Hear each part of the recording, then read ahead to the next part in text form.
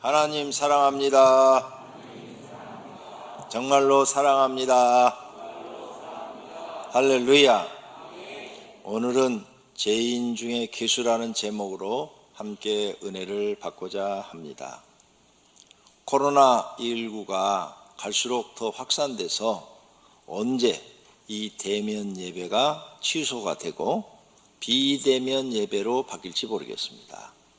지금처럼 계속 코로나19 걸리신 분들이 많아지면 또 비대면 예배로 바뀌어지겠지요. 그 전에 한 번이라도 더 교회 열심히 나와야 될 줄로 믿습니다.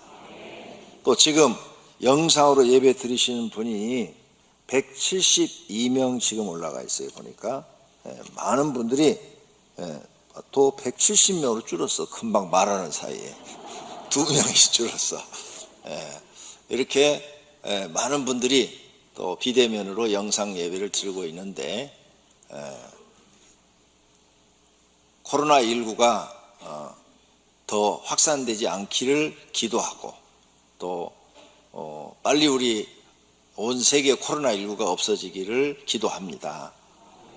그런데 하나님이 무슨 계획이 있으시다면 인간의 힘으로 안 되겠죠. 그래서 우리는 하나님께 맡기고 살아야 될 줄로 믿습니다. 사람들은 자신이 죄인이라는 것을 잊어버립니다.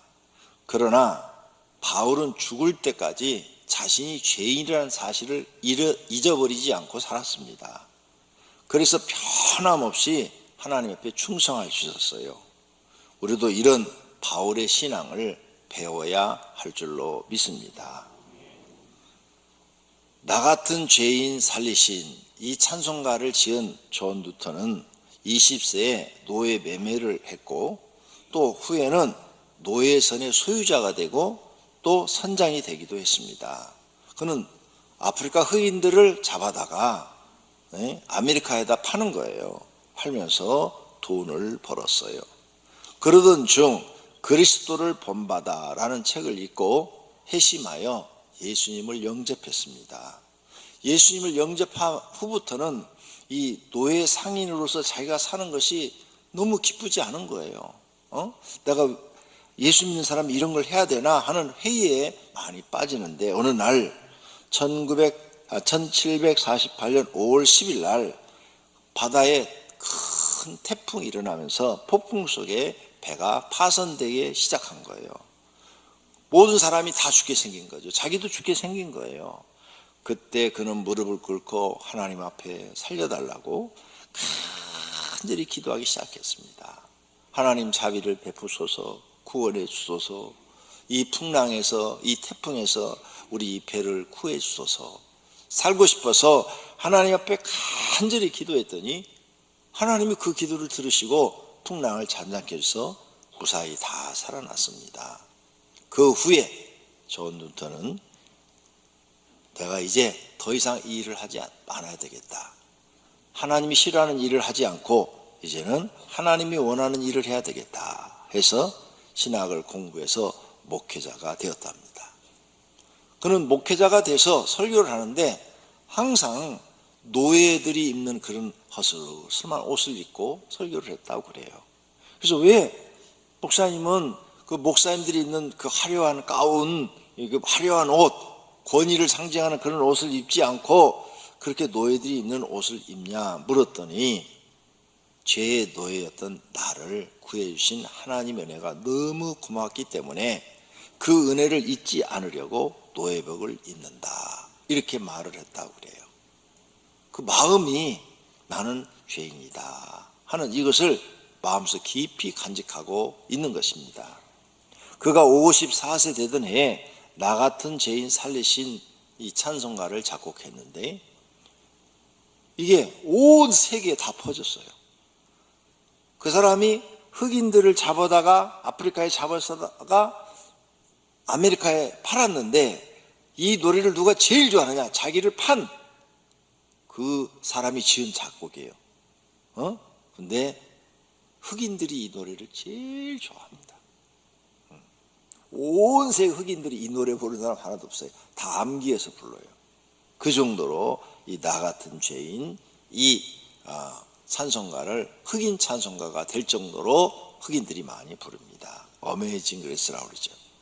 이 곡은 루터의 회심의 노래이며 중생의 기쁨에 가득 찬 간증이며 용서를 체험한 자의 뜨거운 고백인 것입니다. 루턴 목사는 성마리 교회에서 80세까지 말씀을 전했고 그리고 82세에 하나님 나라로 갔습니다. 그가 한 유명한 말이 있죠. 내가 천국에 갈 텐데 세 가지 놀라운 일을 보게 되겠지. 첫째는 전혀 기대하지 않았던 사람들을 천국에서 만날 것이다. 저 사람은 천국에 못 들어왔을 텐데 어떻게 들어왔겠네? 아이고 저건 하나님의 은혜다. 이걸 내가 보게 될 것이고, 둘째는 기대했던 사람을 아무리 찾아도 못 만나. 저 사람은 천국에 꼭 갔을 것이다 라는 생각이 거기에 가면 안 왔을지도 모른다. 세 번째는 나 같은 죄인이 그곳에 있다는 것이 참 놀라운 일이다. 이렇게 자신을 죄인의 모습으로서 끝까지 말을 하고 있는 루턴의 말을 볼 수가 있습니다. 우리가 이 찬송 다 잘 알죠. 나 같은 죄인 살리신 그 은혜 놀라와.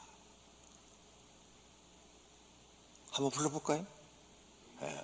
나 같은 죄인 살리신 그 은혜 놀라와.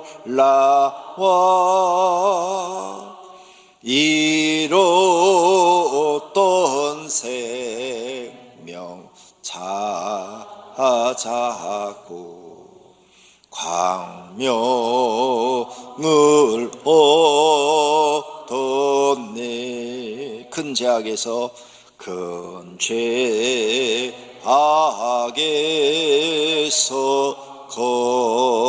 건지신 주 내 고마워. 나 처음 믿은 그 시간 귀하고 귀하다. 할렐루야. 이렇게 누턴 목사는 자기가 노예 상인이었던 그 엄청난 죄를 짓고 있었는데 하나님이 자기 같은 사람한테 은혜를 주어서 그 죄를 던져버리고 복음 전하는 사람으로 써주신 것에 대해서 감사해서 일생 동안 죄인처럼 산 거예요. 그리고 하나님을 불편하게 하지 않았어요. 바울과 같은 마음으로 일생을 그렇게 살아서 하나님을 실망시키지 않고 살았습니다. 우리도 하나님 실망시키지 않고 살기를 소원합니다. 첫째로 생각할 것은 예수님은 누턴같이 그런 죄인을 구원하러 오셨습니다. 예수님은 의인을 구원하러 오신 것이 아니라 죄인을 구원하러 오신 것을 기억해야 합니다. 우리가 사람 앞에서 의인인 것처럼 행세할 필요가 없어요. 그래서 많은 사람들이 나 착해, 나 괜찮은 사람이야, 나 멋있는 사람이야, 자기를 막 자랑하기에 급해 있어요. 그렇게 할 필요 없다 이거죠. 의인처럼 할 필요 없어요. 진짜 하나님을 아는 사람은 오히려 낮아져서 저는 죄인 중에 개수입니다 이렇게 말을 합니다. 사람들 더 낮아지는 거죠. 오늘 사도 바울이 우리에게 주신 본문 말씀, 예수께서 죄인을 구원하시려고 세상에 임하셨도다. 예수님이 죄인 구원하셨어요.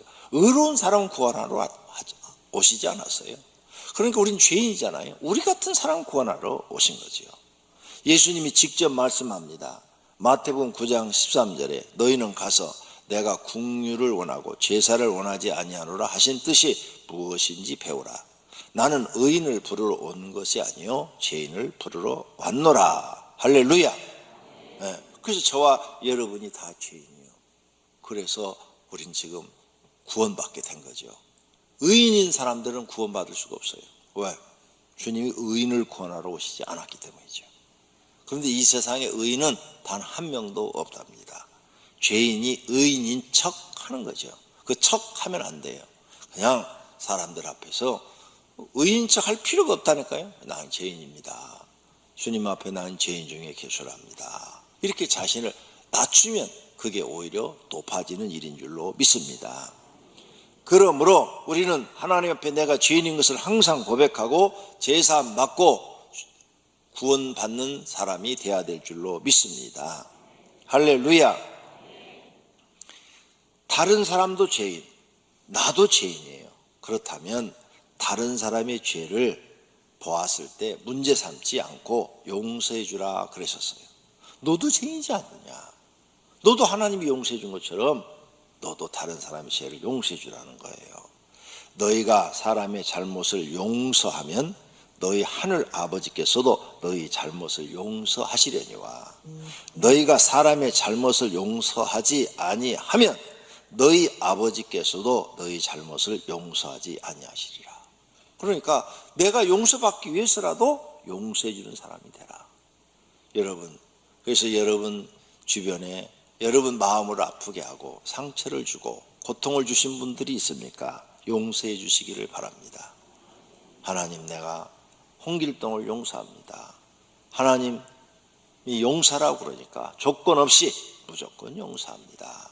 이렇게 기도를 여러분이 자꾸 하시다 보면 여러분 마음이 넓어집니다. 조금씩 갈수록 넓어져서 나중에는 여러분 마음이 처음에는 종기 그릇만 했는데 세수대만큼 넓어지고 나중에는 한강만큼 넓어질 수도 있어요.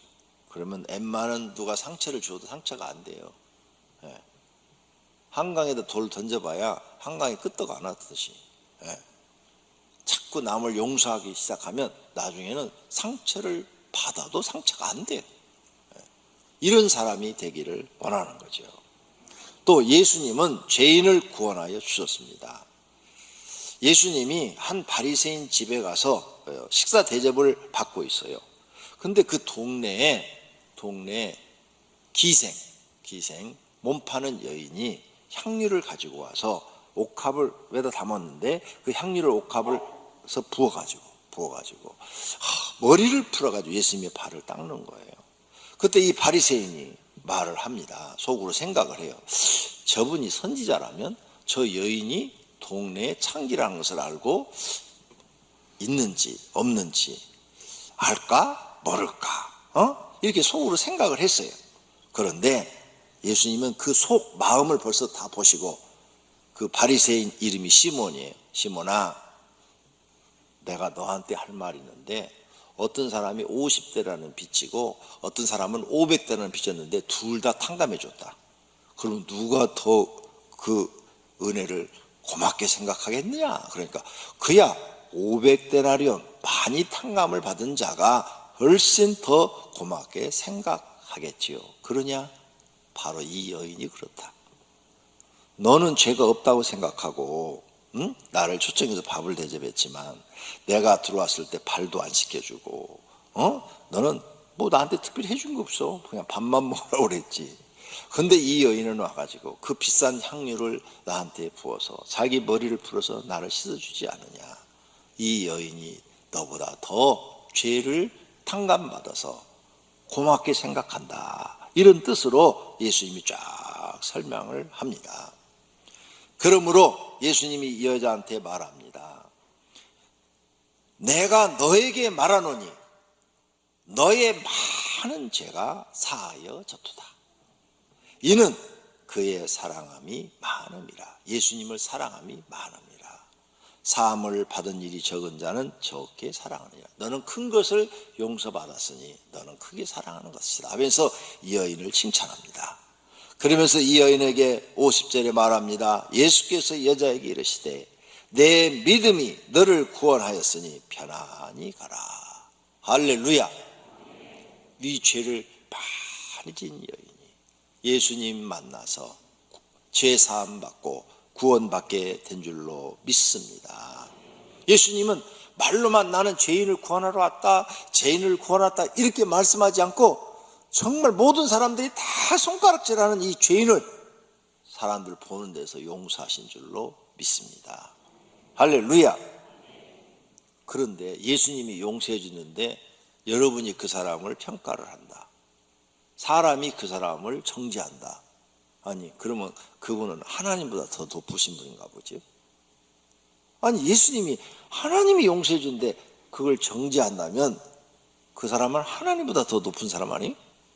교만에 빠진 거죠. 교만. 엄청난 교만인 거죠. 이런 잘못을 우리가 범해서는 안 됩니다. 두 번째로는 이렇게 죄를 용서받는 사람들의 마음가짐, 어떤 마음을 갖고 살아야 되느냐. 수로보니게 여인과 같은 마음을 가지고 살아야 됩니다. 예수님이 두로 지방을 여행하는데 어느 집에 들렸어요. 그런데 어떤 여인이 와가지고 예수님 내 딸 좀 살려주세요. 내 딸이요 무슨 약을 먹어도 낫지 않고요 미쳤습니다. 완전히 미쳐가지고요 치료할 방법이 없습니다. 내가 볼 땐 귀신이 들려서 마귀가 들려서 저렇게 미친 것 같은데 예수님은 귀신을 쫓아준다며요. 내 딸 좀 살려주세요 하고 간구했단 말이에요. 그러자 예수님이 그래 이러면 얼마나 좋아요. 그래 내가 기도해 줄게 이러면 얼마나 좋아.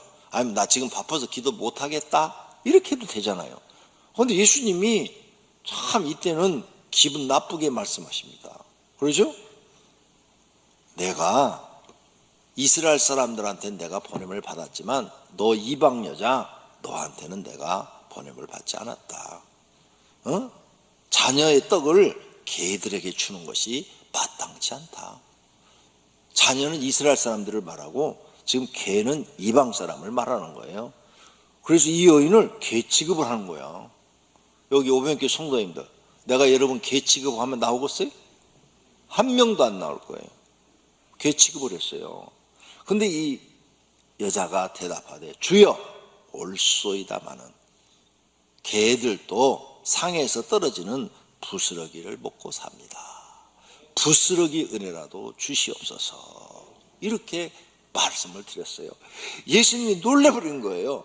세상에 이런 여자가 어딨나? 딸아 너희 집에 딸이 귀신이 나갔느니라 즉시 선포해 버립니다. 그랬더니 진짜 집에 있는 귀신이 나가버려요. 할렐루야.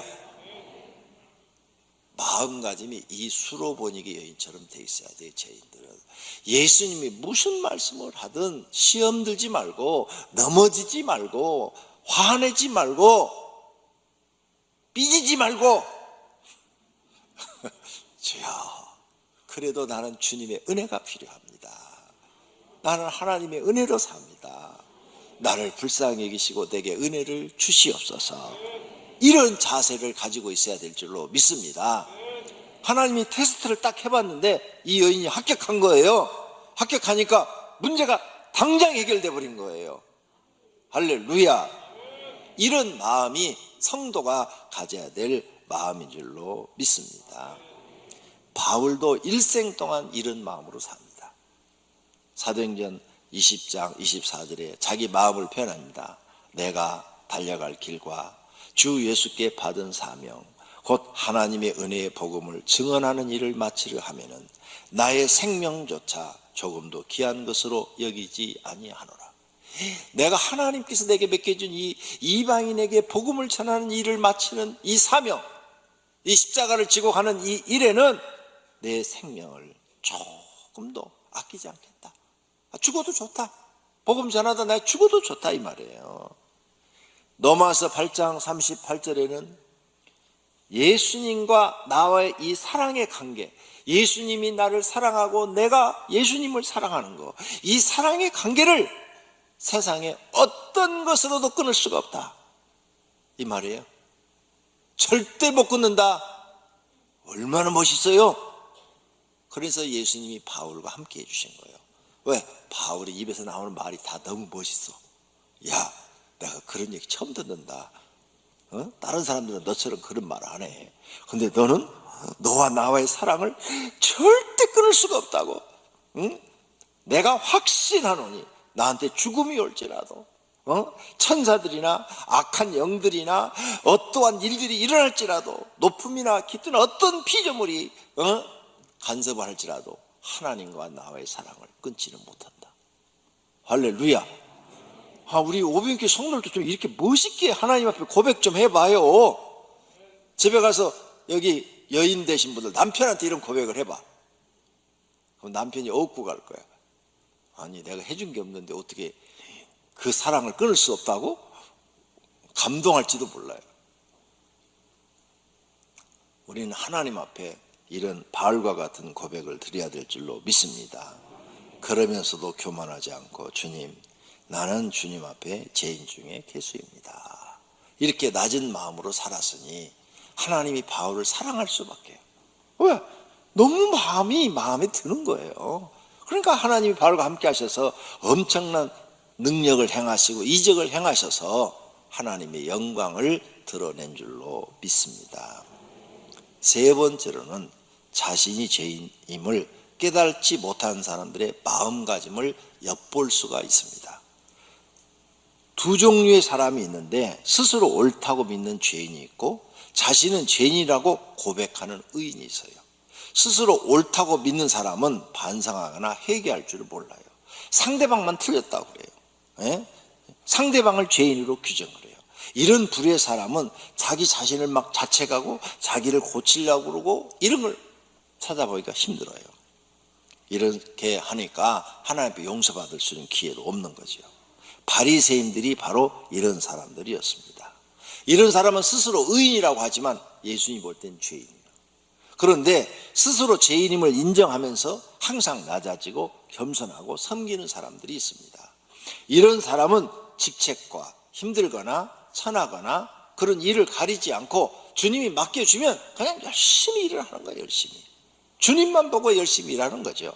사람들에게 나쁜 말을 들어도 죄인을 써주시는 것만으로도 감사합니다 하고 충성하죠.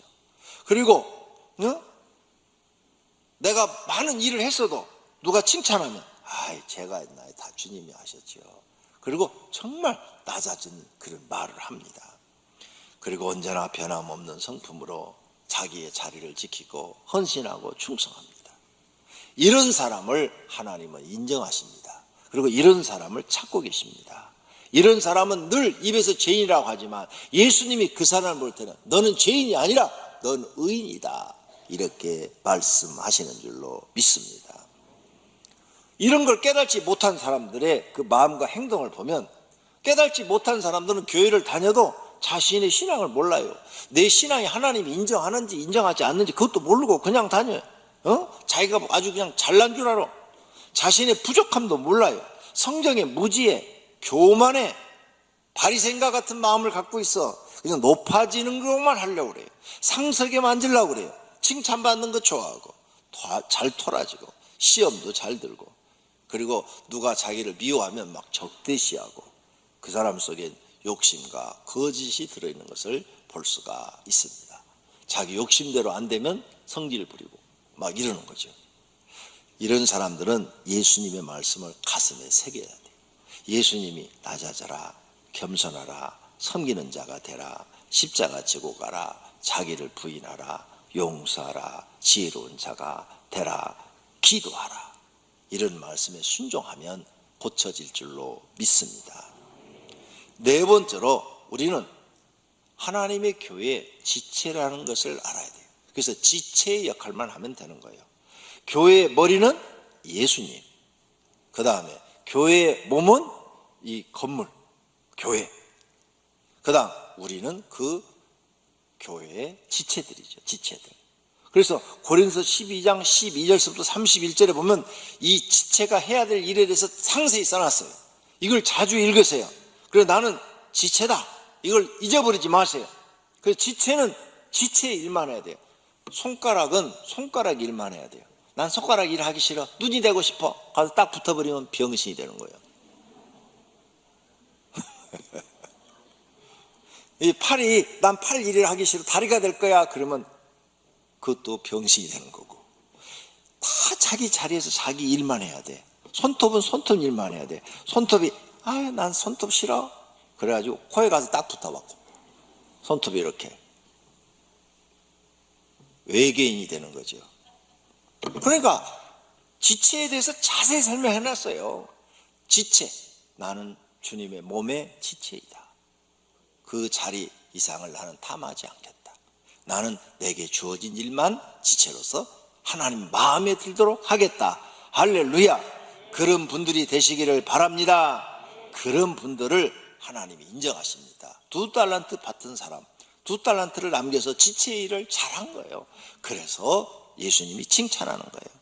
잘하였도다. 착하고 충성된 종아, 내가 적은 일을 충성하였으니 많은 것을 너에게 맡기리니 내 주인의 즐거움에 참여할지다. 이렇게 자기 일을 잘하는 사람한테 칭찬해 주신 거예요. 이런 사람은 때가 되면 하나님이 많은 것 주시기도 하고 높여주실 줄도 믿습니다. 그런데 내가 아무리 기다려도 하나님이 내가 원하는 걸 안 주시네? 안 주셔도 걱정할 필요 없어요. 하늘에 가면 상급이 있는 줄로 믿습니다. 그래서 안 주셔도 그 자리에서 손톱은 손톱의 일을, 손은 손의 일을 해야 돼요. 그러면 하나님은 인정하실 줄로 믿습니다. 죄인은 변함없이 감사하며 충성하는 것이 죄인의 자세인 것입니다. 하나님이 이런 사람을 원하십니다. 지난주 중진 선거에서 자신이 원하는 직분을 얻지 못해서 섭섭한 분이 있을 수도 있습니다. 그래도 변함없이 충성하는 지체의 모습을 하나님께 보여야 할 줄로 믿습니다. 그러면 하나님이 인정하시고 상급을 주시는데, 섭섭해가지고 안 하시면 아무것도 받지 못합니다.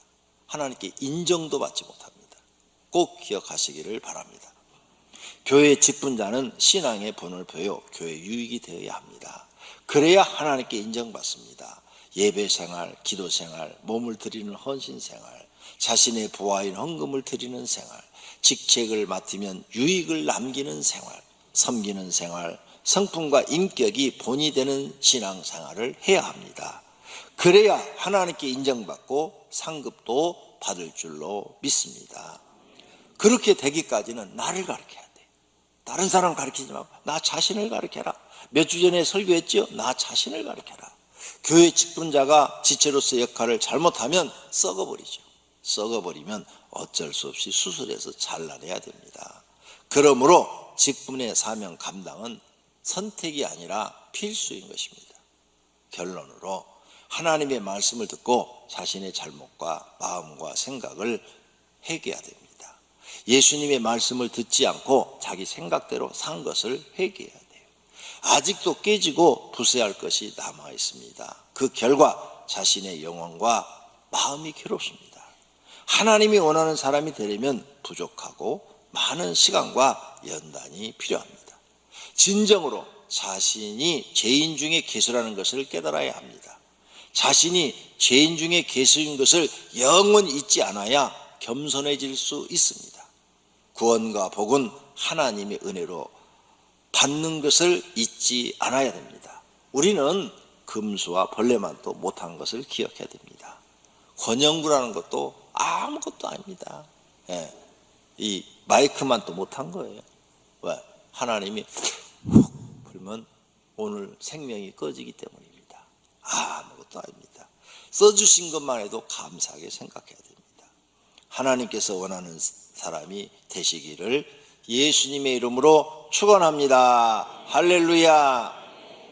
그러므로 우리는 사도 바울처럼 살아야 되고 또 누턴 목사처럼 살아야 됩니다.